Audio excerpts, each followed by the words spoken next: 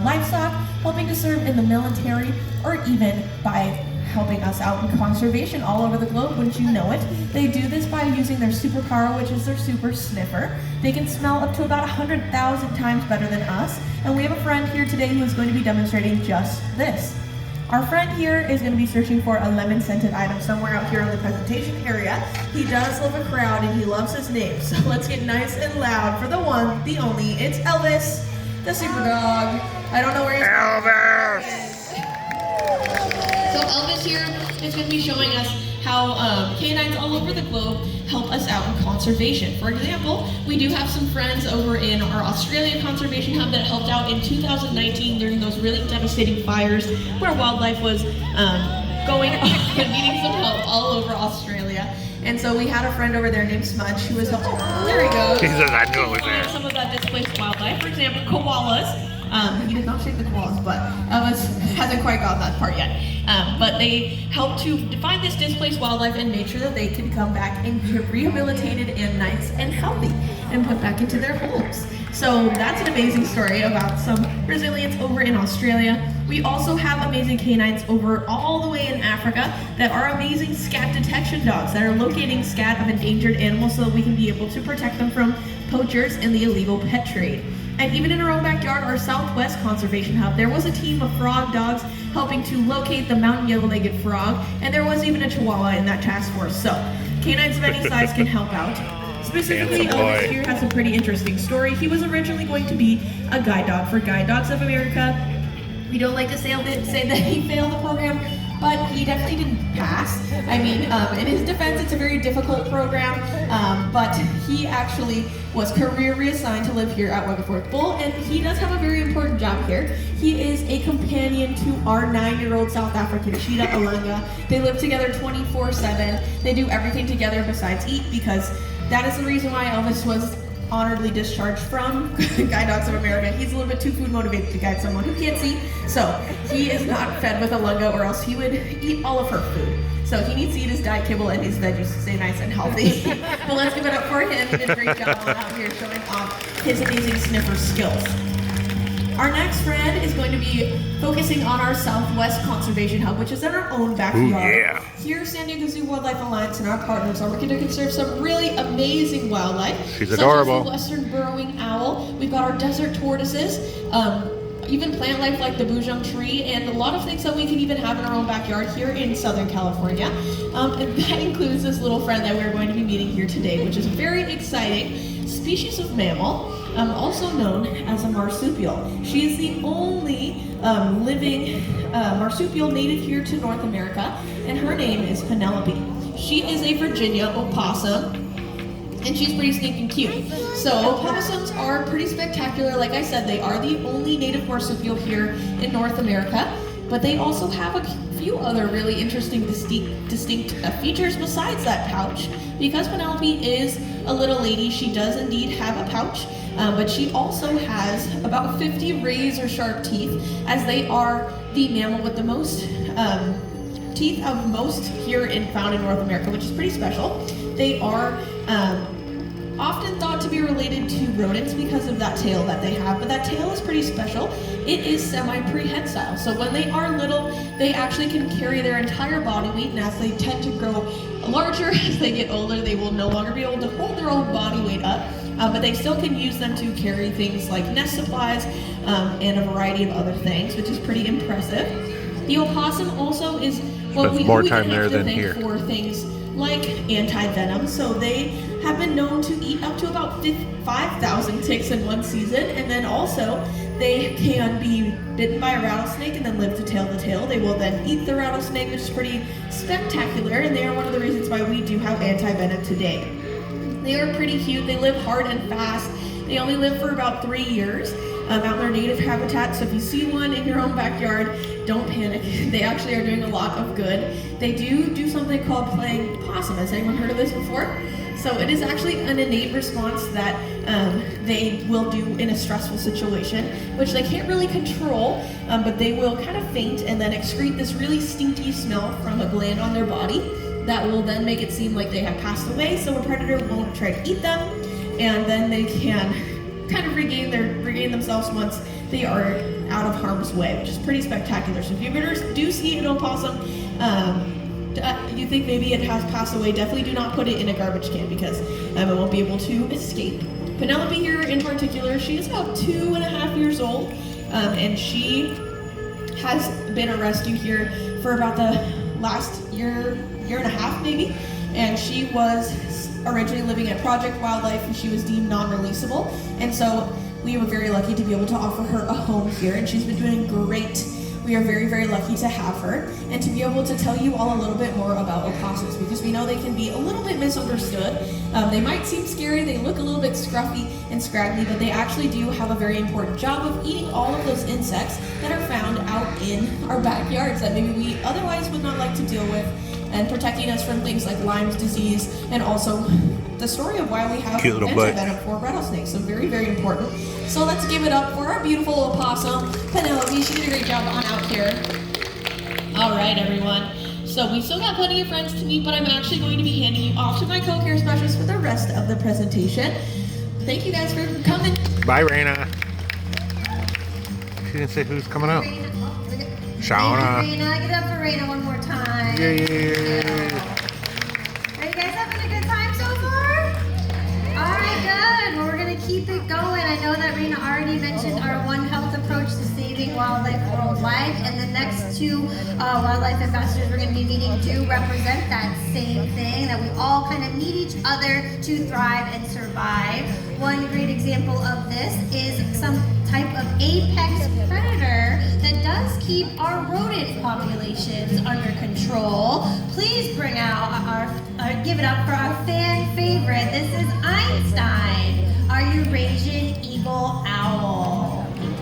Yes, we always get the oohs and ahs when is she talkative this morning or this afternoon? Let's try. Einstein. Good idea. A little stage fright. That's right. She'll do it as soon as we don't ask her to. Yep, there she goes. There she goes. She'll hear. So Einstein has been with us for almost 30 years. I believe she came to us from another They know her so well. little owlet, so she's quite used to us and being a great ambassador. And as she gets really close to you, this is probably the closest you're ever going to get to an owl. And she does actually talk sometimes to us. That's what we were trying to get her to do her little hoot sound. She also does a little clucking sound sometimes as well.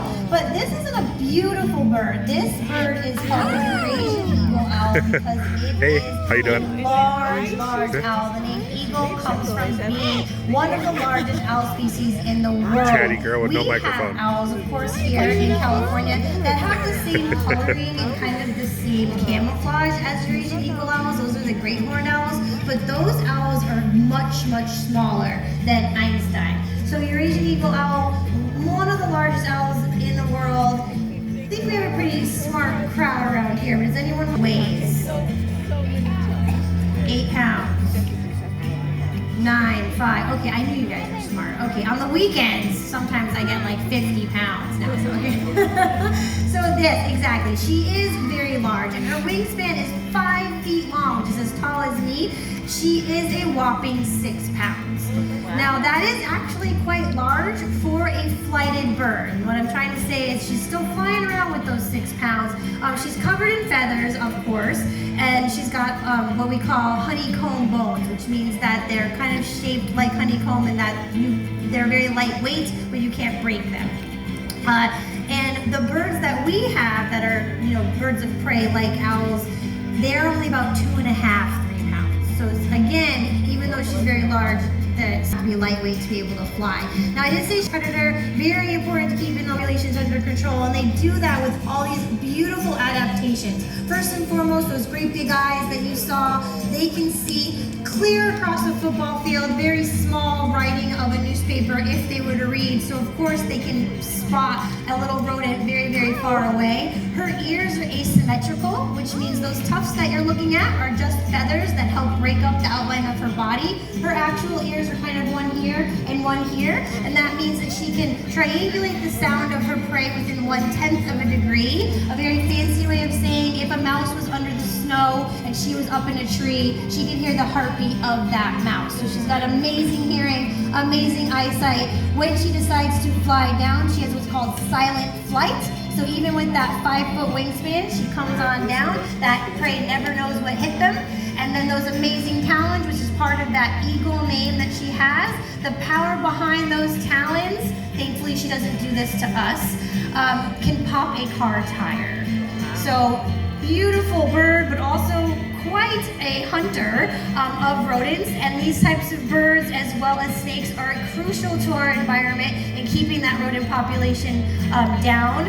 If it wasn't for them, we would be up to our knees in rodents. And what you can do at home to help these owls is you can try to use a little less pesticide, maybe use some peppermint spray instead, and also you can get something called an owl box that you can put in your backyard and get a bird of prey to take care of those rodents, all natural in your own backyard. Right? She did a great job out here. That was Einstein, our Eurasian eagle owl.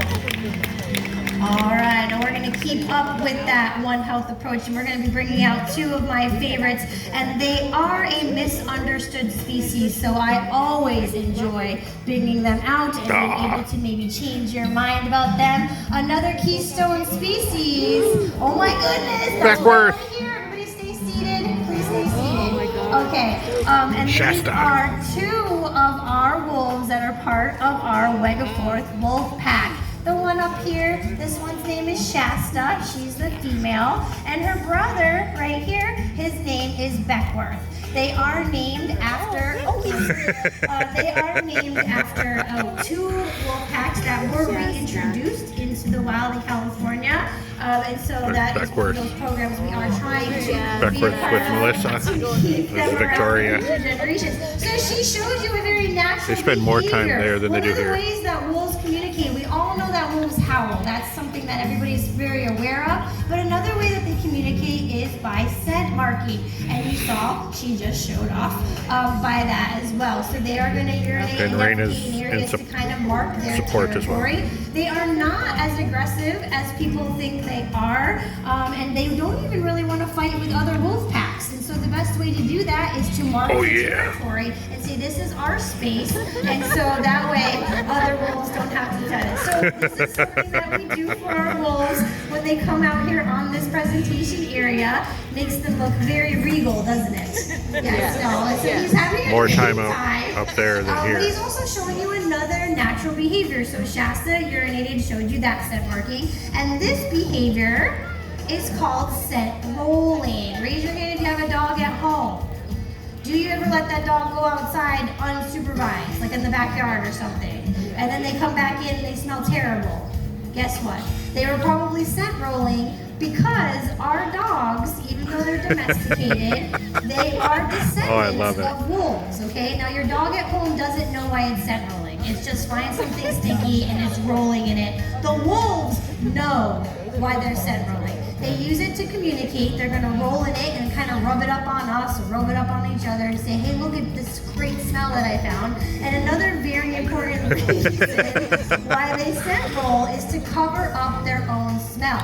If any of you have ever heard of the phrase, a wolf in sheep's clothing, they're covering up their smell so they don't smell like wolves. And then when they go out hunting, the prey can't smell them coming. So it is very, they do it intentionally. They know what they're doing. Whereas your dog at home, probably just doing it to be silly, to be honest. So we like to do these types of things when we bring, we still call them the pups, even though they're over 3 years old. But we really have to work very hard here at Beckworth Bull to bring these wolves out to you and have them feel as comfortable as they are right now. A lot of what I started to say before they came out is that they are a very misunderstood species. These wolves will go on and off the endangered species list. For years this has been happening because what happens is the numbers start to get pretty okay, and then people get nervous because they're kind of scared of wolves, and the hunting and the shootings go up, and then of course then the numbers go down. And I truly believe that, you know, conservation really starts with understanding what it is that we need to conserve. And we need to understand that wolves generally are pretty shy, and they really do want to stay away from people.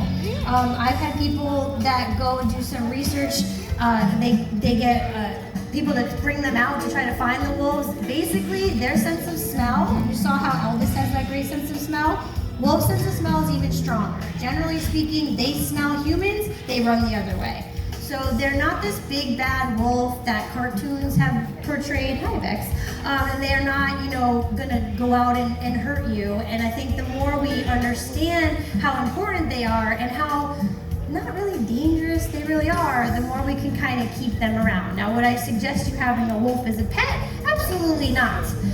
However, understand that they are crucial to keeping a lot of the ecosystems and environments that they're from important. If you want to learn more about that, there's actually a documentary out right now that talks all about how when they had to remove the wolves from Yellowstone to do their reintroduction program, those wolves were gone for quite a few years, and all of Yellowstone just was completely decimated. A lot of the plant life went away. Basically, the wolves are doing the job that they're supposed to do, which is control the population of the herbivores that would completely decimate an area. So when the wolves got reintroduced into Yellowstone, lo and behold, a couple years later, it's flourishing and doing great. So just the more you can understand, and that's why we're here, the more we can learn about these creatures, the more we can try to help them. So they did a great job out here. That was Shasta and Beckworth, our North American wolf pack. And they have their Uncle Shadow in the back taking a day off as well. All right, if you guys have any more questions about those wolves, I'll hang out after the show. All right, now San Diego Zoo Wildlife Alliance is creating a world where all life thrives. Never has this been more important. As first responders in the field, we are there applying a century's worth of wildlife care to global conservation challenges. We collaborate, we innovate, we hope we inspire people and wildlife to thrive together for a healthy planet.